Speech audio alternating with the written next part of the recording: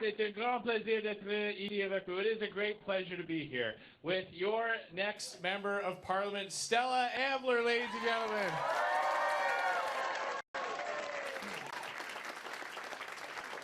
Now, I think Stella might have already mentioned that this is probably the riding I've visited most in my life. After my home riding in Ottawa and the riding I live in now, because my grandparents lived on Cawthra Road. Just Cawthra Road! I believe that's one GO train station east. That's right. That's right. I used to take the Lakeshore West line all the way, and this is Clarkson just over here. And I think my aunt, is my Aunt Loretta here? She lives on Kathy's here. Aunt Loretta's in. Okay, I've got lots of aunts and uncles all over the GTA. This is my Aunt Kathy and my other Aunt Kathy. When you have a big Irish family, you tend to use a lot of the same names over and over again. But it is such a great thrill to be here, ladies and gentlemen, because we have such a fantastic, positive, conservative message about how our government will live within its means so we can leave more money in your pocket so that you can get ahead. That is the whole theme of our campaign.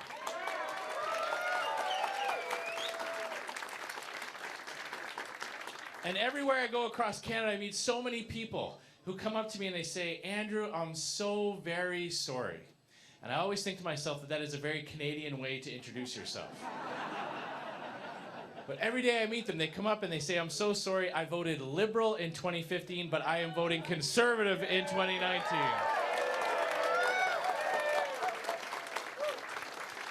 And that's because more and more Canadians are realizing that Justin Trudeau is just not as advertised, that he's not who he says he is, that he's fake and phony. You might have heard me say that recently. People realize that he's fake and he's phony because he says things that aren't true. He looked Canadians in the eye and he said that the allegations about the SNC-Lavalin scandal were false. Then he said that the Attorney General never came to him with her concerns. That was false too. He says he stands up for women, and then he fires the only two women in his caucus that were willing to stand up for his scandal and his corruption. And more Canadians are realizing that when he promised that he would balance the budget and lower taxes on the middle class, that 80% of Canadian middle-class families are paying higher taxes today than they were in 2015. And they know the budget did not balance itself after all. And more and more Canadians, millions of Canadians, are turning to our Conservative Party to offer them hope for a better tomorrow, for help in achieving their goals, for ending the endless deficit, putting a stop to the tens of billions of dollars in borrowing. Because Conservatives know that the higher that debt goes, the more those deficits accumulate, the more your taxes go up to pay for it. And we've seen that with Justin Trudeau with his carbon tax. His carbon tax that raises the cost of everything. Higher fuel prices, higher grocery bills, higher home heating bills. And Conservatives know that no Canadian has ever become richer by paying higher taxes. And that's why job number one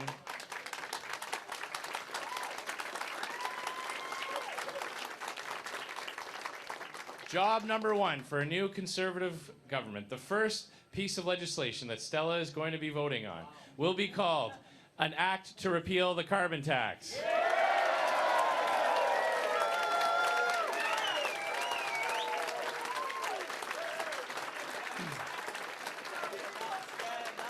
But we know that not only do these endless deficits lead to higher taxes, we also know that they threaten services. And just again today, we found out that Justin Trudeau's government was cutting back on services to veterans. They very quietly tried to get away with it, tried to cut and claw back the amount of support that they give provincial health departments for taking care of our heroes. So once again, while Justin Trudeau has billions of dollars for everything else, after he has $10 million to pay for Omar Khadr's payout, Once again, he's looked our veterans in the eye and said that they are asking for more than he can give. Well, that might be true for him, but Conservatives will honor the sacrifice that our veterans have made to this country. We will make sure they get the health care they deserve.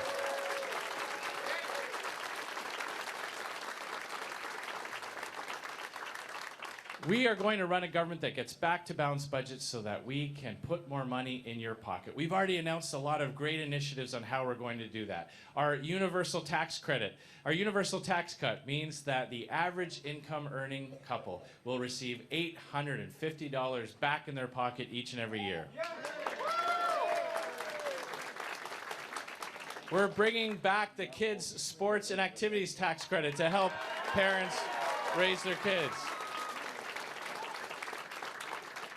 And as I mentioned, as someone who took the GO train quite a few times from Union Station to Port Credit Station in Clarkson, took the number 8 to Square One so many times growing up, we are going to bring back the green public transit tax credit to make your commute a little bit easier. We're also going to recognize the sacrifice that new moms make when they take those critical first few months home with their child, and we are going to make maternity leave benefits tax-free.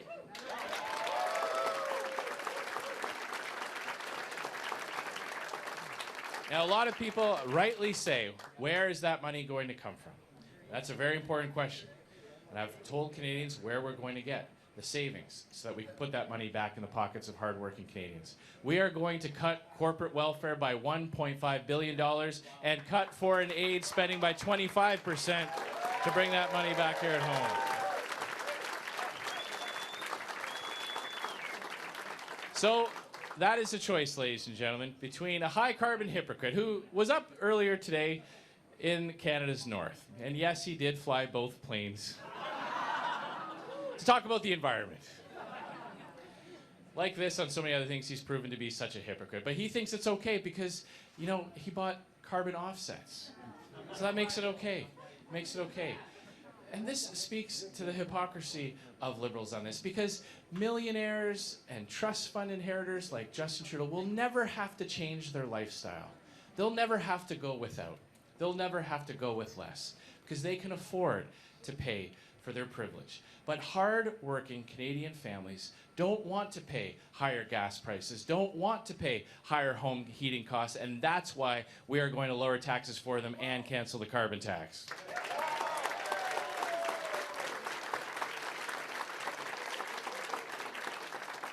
So that's the choice, ladies and gentlemen. C'est simple, le choix c'est clair cette élection. Between a prime minister, between a Liberal Party that will raise your taxes, run massive deficits, and make the cost of living more expensive, or a Conservative government that will get back to balanced budgets to leave more money in your pocket so you can get ahead. Where Justin Trudeau will abuse the power of his office to reward his friends and punish his enemies, I will restore ethics and integrity to our government and shine a light on his corruption.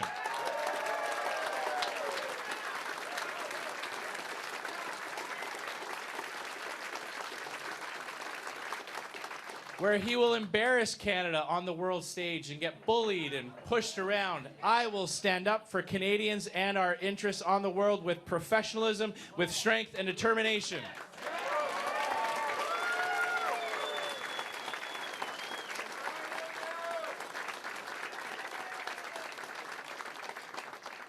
And where he will apologize for Canada's energy sector, go around the world talking down our natural resources, I will get big projects built in this country again so that we can become energy independent.